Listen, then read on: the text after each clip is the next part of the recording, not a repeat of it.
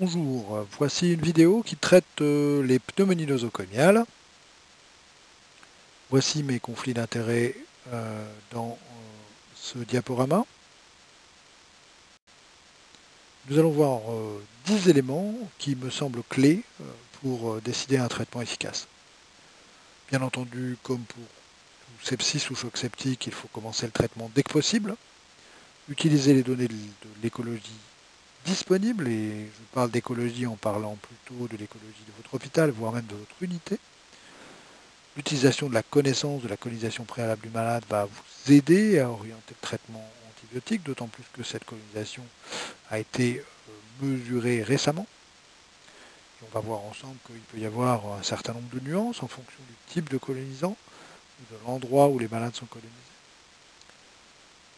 Un maître mot est d'effectuer les prélèvements microbiologiques avant de traiter les malades. Si vous les traitez avant de prélever, vous risquez d'avoir des prélèvements négatifs. Vous ne saurez jamais si c'est parce que votre traitement était efficace ou si c'est parce que votre malade souffre d'une pathologie qui ne justifie pas de traitement antibiotique.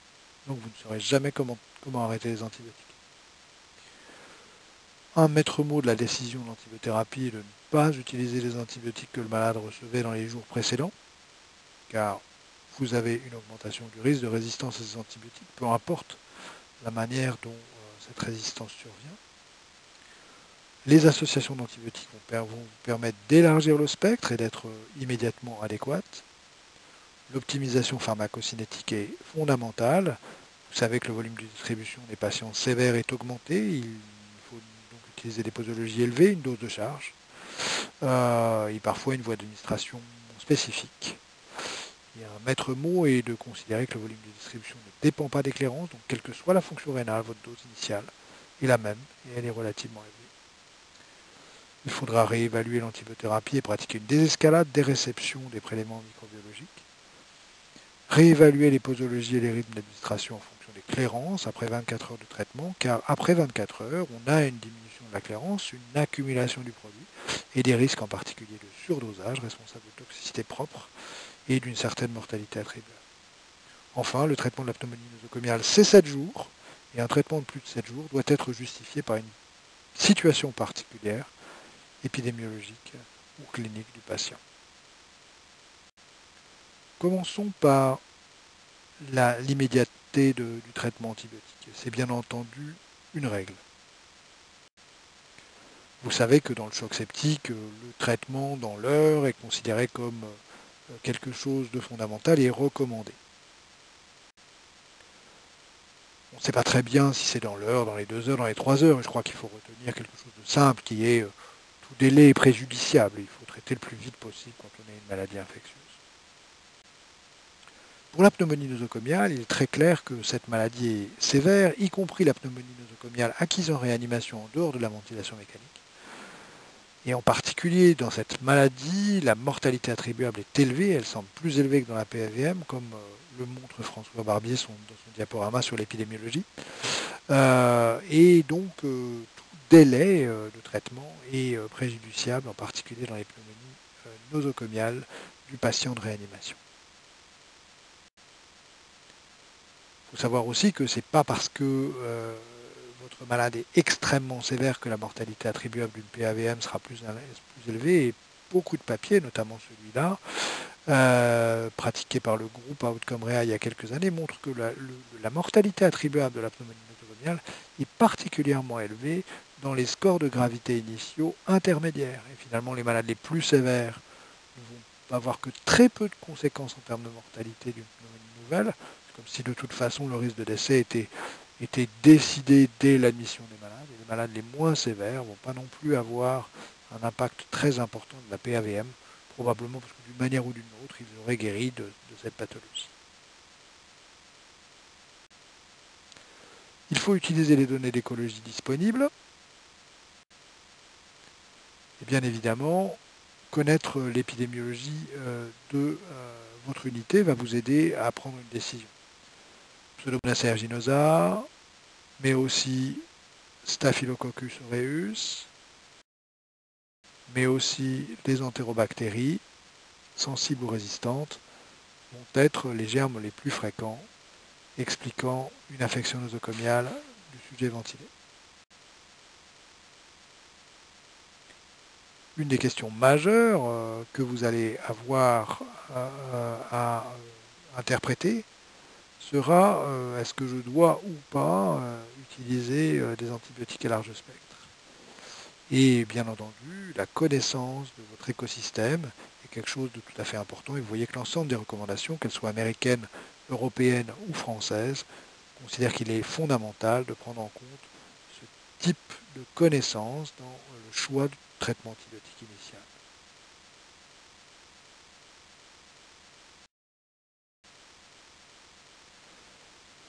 Les facteurs de risque de bactéries multirésistantes doivent être connus, et là encore, clairement, l'existence d'une antibiothérapie antérieure, d'une colonisation préalable, les antibiothérapies antérieures, euh, même à la maison, alors 90 jours pour les séries américaines ou d'autres délais pour d'autres, et certains terrains particuliers sont prédisent des infections à germes moins sensibles aux antibiotiques, en particulier Pseudomonas aeruginosa. Un fait assez intéressant dans l'épidémiologie récente est que, alors que traditionnellement on considère que les pneumonies nosocomiales précoces sont associées à des germes moins résistants aux antibiotiques, les dernières séries ne montrent plus cette différence, probablement parce que la définition de la PAVM précoce versus PAVM tardive est basée sur la durée de ventilation mécanique préalable, et que de plus en plus de patients sont en fait admis à l'hôpital depuis assez longtemps et ont une durée de ventilation mécanique préalable qui est relativement courte, mais par contre, une durée d'hospitalisation qui est beaucoup plus longue. Dans cette diapositive, certains éléments de facteurs de risque de portage de BLSE et aussi de facteurs de risque d'infection si on est porteur de BLSE sont repris. Ce point est beaucoup plus développé dans le diaporama de François Barbier, disponible sur le site. L'utilisation de la connaissance de la colonisation préalable du malade va vous aider à prendre une décision initiale. Et dans cette méta-analyse pratiquée par l'équipe de Steenblot, on voit que la connaissance de la colonisation bronchique préalable permet de prédire de façon assez correcte, avec une sensibilité supérieure à 3/4 et une spécificité très bonne, l'existence d'une pneumonie au même germe. Vous voyez que si on fait 2 prélèvements par semaine, vous augmentez encore la sensibilité à la spécificité. Vous voyez qu'il y a certaines nuances en fonction des germes, que c'est particulièrement vrai pour Staph aureus métillaire, Pseudomonas et les autres BGN non fermentants, alors que peut-être la relation est moins nette pour les entérobactéries. En effet, par exemple, si on regarde la colonisation préalable à BLSE, le risque d'avoir une pneumonie nosocomiale à BLSE quand on est colonisé de façon préalable à BLSE est probablement moins important en fonction des papiers, allant au maximum jusqu'à 42,5% pour la série de l'équipe dijonnaise, mais considéré comme moindre pour certains autres auteurs, en particulier dans l'équipe de Mondor. Probablement une certaine différence en fonction des germes, en sachant que très probablement c'est plutôt l'inoculum, la quantité de colonisation oropharyngée, plus que la nature du germe en cause, coli versus les autres, qui détermine le risque d'infection nosocomiale.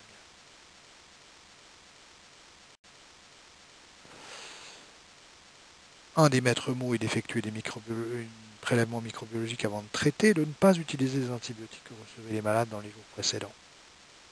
Pour illustrer ces 2 paramètres, voici quelques données. Très clairement, les examens bactériologiques avant tout changement d'antibiotique doivent être absolument faits, comme on le disait tout à l'heure. Et d'ailleurs, c'est recommandé dans l'ensemble des séries. Et ici, dans les recommandations françaises, le prélèvement microbien est tout à fait fondamental. Pour documenter l'impact de ce traitement avant la mise en route d'une antibiothérapie, cette série un peu ancienne regarde en faisant des brosses de Wimberley tout début de traitement, puis après 12 heures, 24 heures, 48 heures et 72 heures, le nombre de brosses qui restent positives. Vous voyez qu'après 12 heures de traitement antibiotique, alors que 66 des 66 patients avaient une brosse positive au départ. Vous n'avez plus que 34 des 66 patients, soit à peu près la moitié, qui restent positifs après H12. Ce qui veut dire que si vous avez fait la brosse de Wimberley après 12 heures de traitement antibiotique, vous avez une chance sur deux d'avoir un prélèvement qui est faussement négatif après 12 heures de traitement. Un élément qu'il faut se rappeler dans ce domaine, c'est que finalement, si vous n'avez pas la bactériologie disponible, vous pouvez tout à fait prélever le malade, mettre votre prélèvement au frigo et l'envoyer au laboratoire aux urgences ouvrables. Et vous avez grosso modo récupéré la sensibilité que vous auriez si vous aviez prélevé le malade et que vous aviez eu un résultat initial disponible dès le début. C'est vrai aussi pour le lavage alvéolaire dans cette série des Marseillais. C'est fondamental parce que non seulement ça va vous aider sur le diagnostic initial, ça va vous éviter d'avoir un traitement inefficace, mais en plus, ça va vous permettre de désescalader les antibiotiques plus facilement. On voit dans cette série, qui n'a rien à voir avec les pneumonies nosocomiales, que finalement, la désescalade antibiotique est clairement liée à l'existence d'un prélèvement positif. Et si vous n'avez pas de croissance bactérienne, eh bien, vous avez un risque plus important de ne pas avoir de désescalade des antibiotiques.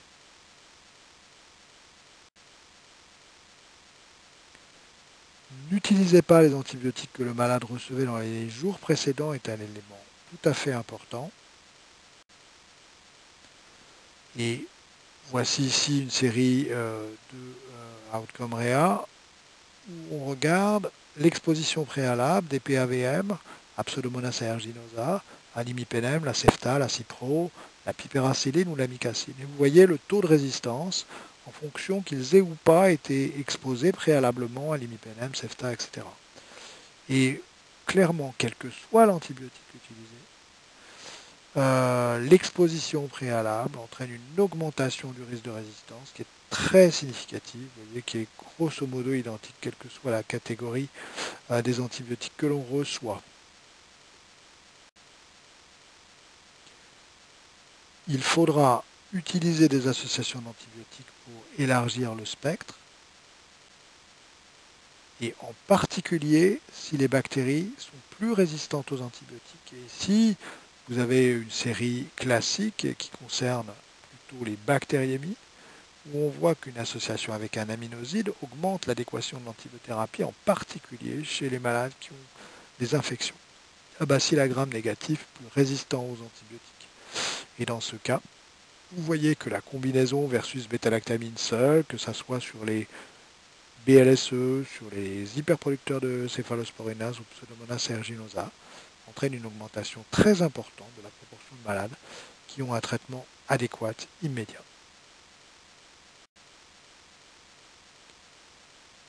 Alors, les schémas de traitement qui existent dans la littérature sont variables et en fait, ce qui est intéressant, c'est de regarder si il existe une façon de distinguer les malades qui vont justifier un traitement antibiotique relativement étroit, avec un spectre limité aux entérobactéries sensibles, aux streptocoques et aux staphylocoques résistants sensibles à la méticilline, des antibiothérapies plus larges couvrant Pseudomonas aeruginosa.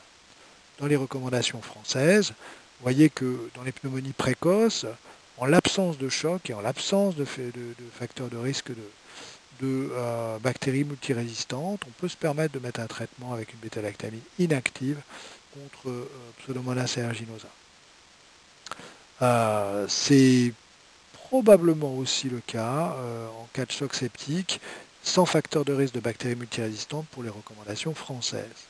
Et je vous ai mis au milieu les recommandations et les facteurs de risque très classiques qu'on retrouve dans ces recommandations françaises.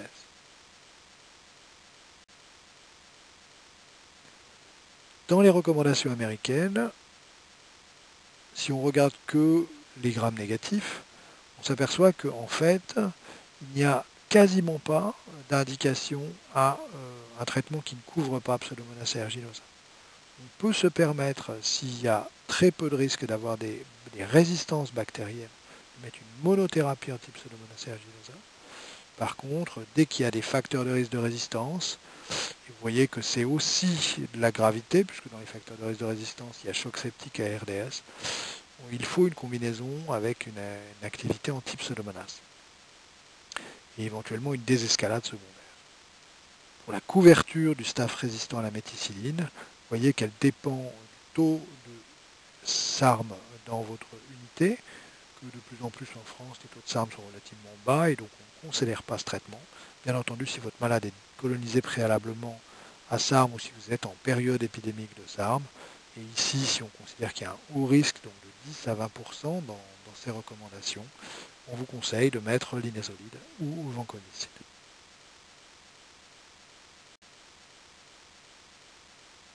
Les recommandations européennes sont relativement proches. Elles isolent tout de même un groupe qui ne justifie qu'un traitement par monothérapie non anti-pseudomonas, un peu intermédiaire entre les recommandations françaises et les recommandations américaines.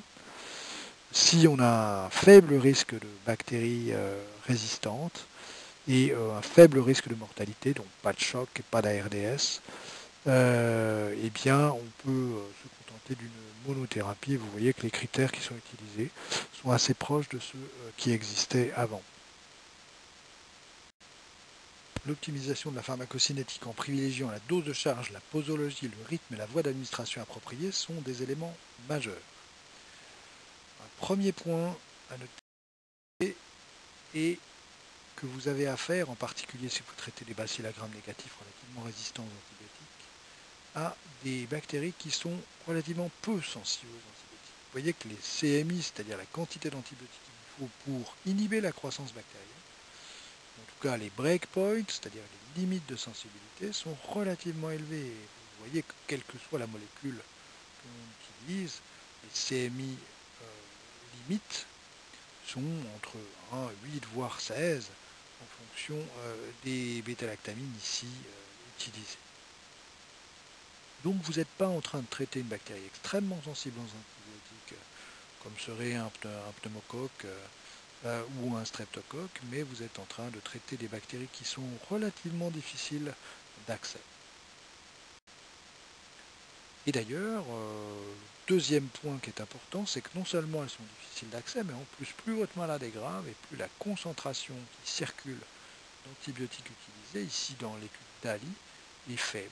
Ici, un certain nombre de patients qui ont reçu en réanimation des bêta-lactamines, à qui on a fait des dosages et on a regardé la fraction libre d'antibiotiques.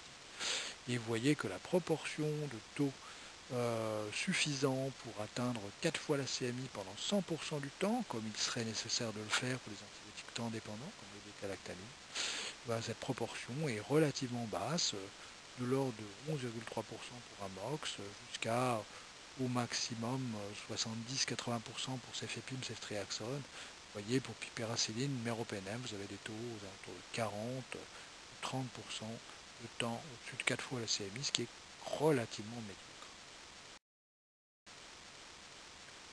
Alors bien entendu, tout cela est lié et relié aux considérations pharmacodynamiques qu'il faut connaître, c'est-à-dire l'aptitude d'un antibiotique à tuer une bactérie. Et bien entendu, il y a un certain nombre d'antibiotiques, notamment toutes les bêta-lactamines, qui sont utilisées dans la plupart des pneumonies nosocomiales, en particulier à gram négatif, eh bien, sont liées au temps. L'inhibition de la croissance bactérienne est liée au temps au-dessus de la CMI.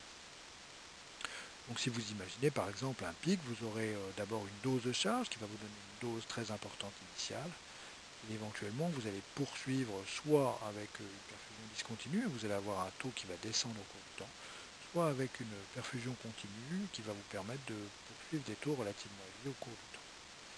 Donc si on pense qu'on a affaire à des antibiotiques temps dépendants comme les bêta-lactamines, il faut rester au-dessus de la CMI, même au-dessus de 4 fois la CMI le plus longtemps possible, et vous voyez que effectivement, ça peut être difficile si votre volume de distribution est élevé, donc votre concentration est basse, ou si votre posologie est basse, ou si vous utilisez une perfusion extrêmement intermittente avec une cléarance relativement élevée. Il faut savoir que cet élément est d'autant plus important pour l'émergence de résistance bactérienne, car il existe une deuxième concentration critique qui s'appelle la concentration pour prévenir les mutations. Cette concentration pour prévenir les mutations, c'est la quantité d'antibiotiques qu'il faut pour inhiber la sélection d'un mécanisme de résistance quel qu'il soit, avec des concentrations de germes supérieures à 10, 10, 10, 11. Et bien sûr, sur pneumonie nosocomiale, la concentration bactérienne initiale est extrêmement élevée. Donc, si vous voulez limiter et éviter l'émergence de résistance bactérienne, probablement il faut initialement être extrêmement élevé sur le site de l'infection. Alors bien sûr, dans les antibiotiques temps dépendants, on aurait envie de privilégier des perfusions prolongées ou des perfusions continues. Il faut quand même savoir qu'il faut non seulement être actif dans le plasma, mais aussi diffuser dans le site de l'infection, que la diffusion des antibiotiques dans un tissu est proportionnelle au gradient de concentration. Il est donc très important d'avoir une concentration plasmatique très élevée à un moment donné pour permettre la diffusion tissulaire. Et donc, c'est un autre avantage de la dose de charge si on choisit une perfusion prolongée ou une perfusion continue dans l'administration des bêta-lactames. Encore une fois, le volume de distribution, c'est-à-dire la concentration que l'on va obtenir, est indépendante de la clairance.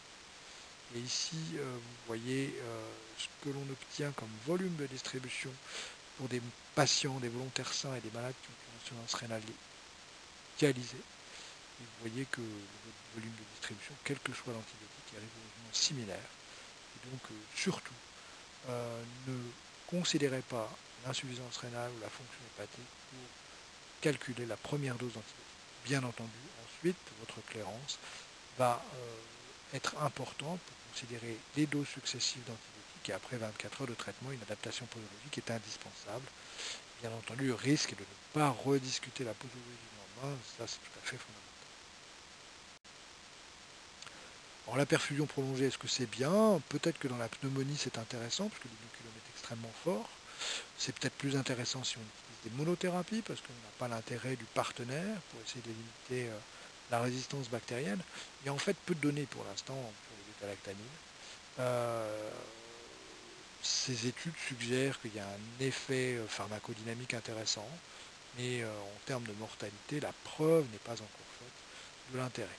Si c'est intéressant, c'est plus intéressant en monothérapie, c'est plus intéressant les sites d'accès difficiles, en particulier les pneumonies, et c'est plus intéressant les bactéries qui sont relativement résistantes aux antibiotiques. Faites tout de même attention aux malades qui ont une hyperfiltration glomérulaire.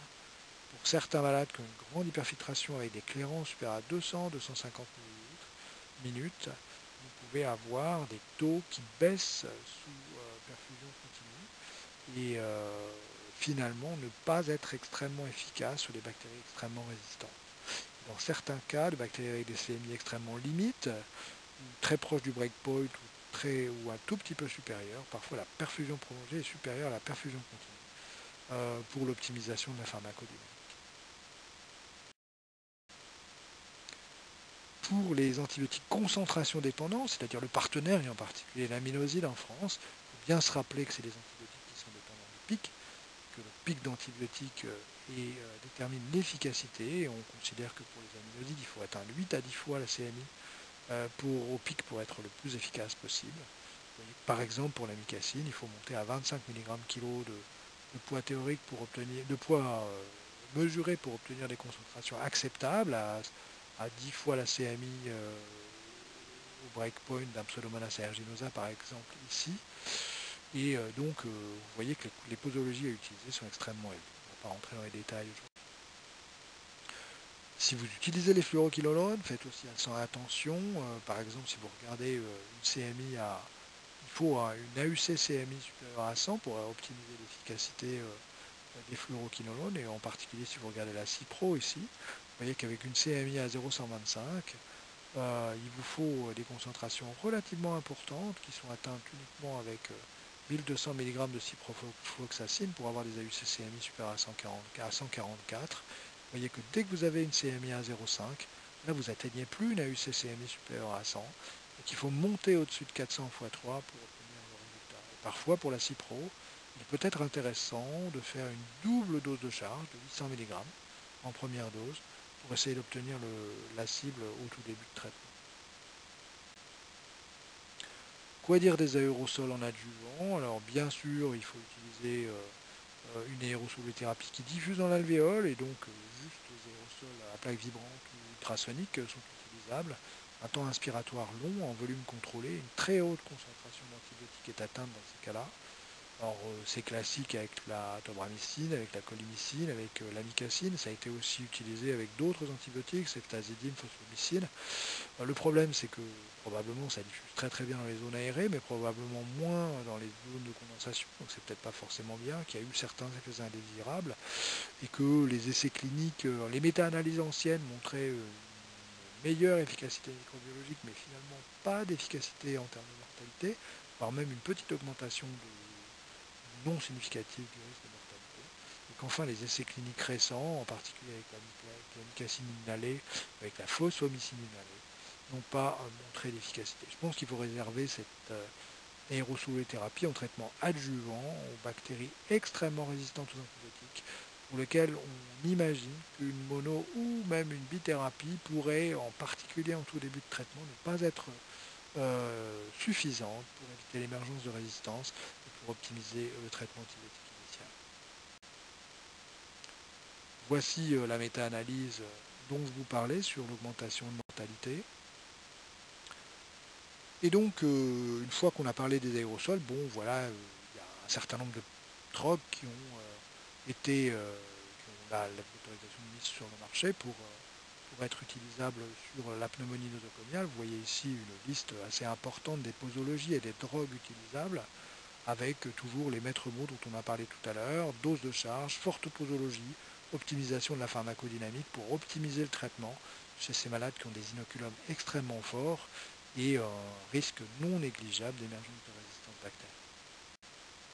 Il est intéressant de parler de l'étude toute récente ASPEC-NP qui a été montrée à l'ECMID et qui ne saurait tarder à apparaître dans la littérature internationale, qui compare ceftalozane tazobactam à méropenem dans les pneumonies acquises sous ventilation mécanique et dans les pneumonies acquises à l'hôpital ventilées mécaniquement, avec un gros collectif de malades, de 700 malades ont été randomisés pour recevoir soit ceftalozane tazobactam à double dose, vous voyez 3 grammes 3 fois par jour versus méropenem 1 gramme x 3.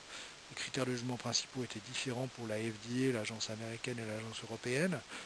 Une, la mortalité, l'autre, l'efficacité clinique, avec des hypothèses de base qui sont tout à fait classiques. Et vous voyez que les malades qui ont été inclus sont des malades relativement sévères, avec un certain nombre de malades qui avaient des APH relativement élevés, l'éclairance de la créatinine qui était toujours supérieure à 15 minutes, puisque les malades dialysés n'étaient pas incluables dans cette étude.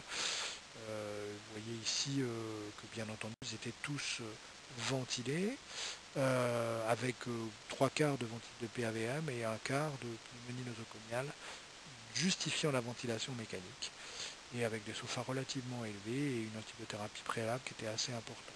Ce qui est intéressant quand on regarde les chiffres de résultats de cette étude, c'est que bien sûr il n'y a pas de rejet de la non-infériorité entre ceftalozane tazobactam en orange et méropenem, que ce soit en mortalité ou en clinical cure.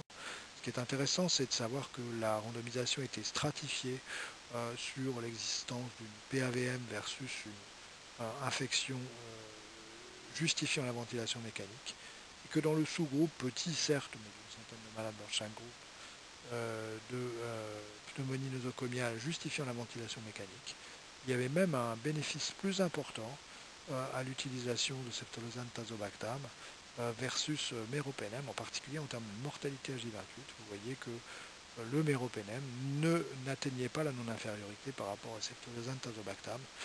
Dans cette analyse, vous voyez, les intervalles de confiance ne couvraient pas pour cette analyse de sous-groupe. Bien entendu, c'est des analyses de sous-groupe et des comparaisons multiples, mais il faut garder ce résultat en tête. Quand on regarde la réponse clinique, ce qui était intéressant de noter, c'est que pour Pseudomonas aeruginosa, pour entérobactéries, les résultats étaient grosso modo identiques. Vous voyez que dans le sous-groupe des entérobactéries BLSE, mais là aussi, il n'y avait pas vraiment de différence entre les deux traitements, toujours entre ceftalozane et méropenem, ce qui peut encourager éventuellement, à la fois pour les entérobactéries sensibles, mais aussi pour les entérobactéries BLSE, en particulier Colli et Klebsiella dans cette étude, puisqu'entérobactères n'étaient pas tellement représentés, il est possible d'utiliser une alternative au PNM dans cette indication. Éventuellement, ceftriaxone tazobactam semble pouvoir être utilisé. Bien sûr, il faudra relire le papier définitif pour se faire une idée sur ce fait. Si on compare les deux molécules les plus récentes, ceftazidime avibactam et ceftriaxone tazobactam, dans les pneumonies présumées à gram négatif du sujet de réanimation, mais que les critères d'inclusion n'étaient pas tout à fait les mêmes, que la part des malades inclus avec de la ventilation mécanique était bien moins importante dans REPROV que dans RESPECT NP. Sinon, les écosystèmes étaient à peu près identiques. Vous voyez que la mortalité des deux est très différente, donc probablement des populations un peu différentes, mais qu'on obtenait des chiffres d'efficacité qui étaient tout à fait bons dans les deux cas. Alors, quelle molécule préférée dans quelle situation? C'est extrêmement délicat de répondre à cette question. De façon un peu hypocrite, je me suis réfugié derrière la présentation de Matteo Bassetti, que j'ai adapté un tout petit peu. Alors, il s'est mouillé sur le pari antibiotique. Alors, bien entendu, tout ce que je vous ai dit, évaluer si on a un risque d'avoir des bactéries très résistantes, si c'est sévère, faire des prélèvements avant, puis faire un pari. Vous voyez qu'en fonction des germes, on peut imaginer des choses. Pour BLSE, probablement, les PNM restent l'option initiale. Pour Pseudomonas aeruginosa, les nouveaux antibiotiques ont une efficacité très intéressante et peuvent être préférables, en particulier si on suspecte des germes particulièrement résistants. Vous voyez qu'on a pour les AMP-C une préférence soit sur le cefepime pour essayer d'épargner un tout petit peu les PNM. Et puis pour les entérobactéries productrices de carbapénémase, ben là on reste relativement limité avec pour KPC OXA48 probablement ceftazidime avibactam, toujours en association.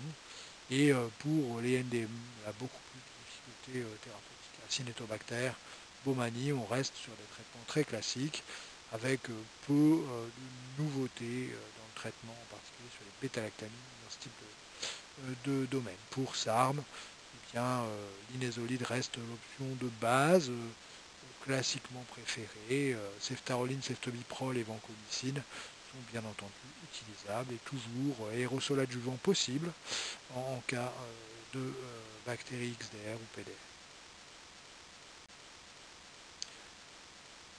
Bien entendu, et on va aller vite là-dessus, la réévaluation de l'antibiothérapie des réceptions des résultats microbiologiques est fondamentale. On n'a pas prouvé que ça améliorait le pronostic, donc on ne voit pas pourquoi ça améliorerait le pronostic. On n'a pas non plus prouvé qu'on diminuait l'émergence de résistance bactérienne en faisant la désescalade.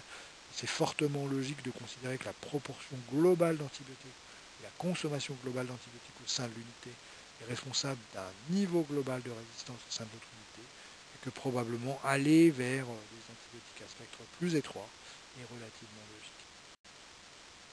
Et d'ailleurs, quand on regarde les recommandations, vous voyez que dans tous les cas, la désescalade est considérée comme quelque chose d'important, ici dans les recommandations américaines et dans les recommandations européennes.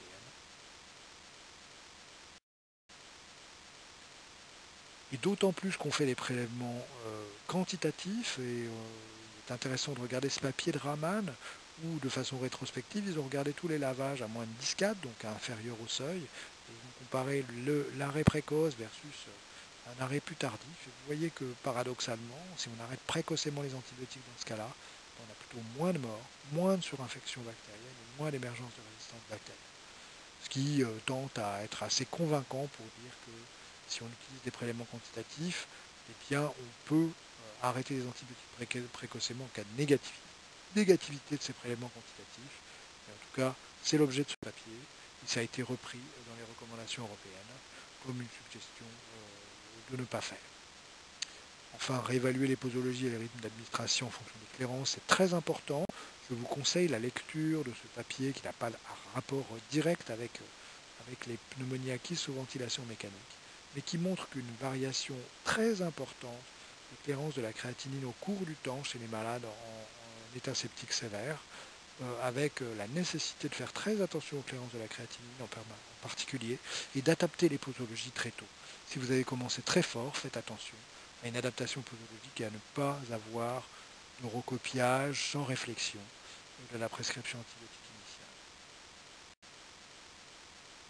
Il faut savoir qu'il y a quand même des risques de toxicité, et, très clairement, et la neurotoxicité et la néphrotoxicité, dans cet exemple-là, sont corrélés à l'utilisation de bêta-lactamine, hyperacéline, méropenem ou fluxoxacilline dans cette diapositive.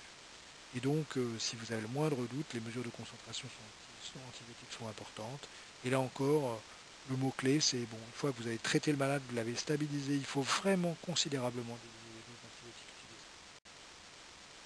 Enfin, une durée de traitement de plus de 7 jours doit être justifiée, ça reste la règle.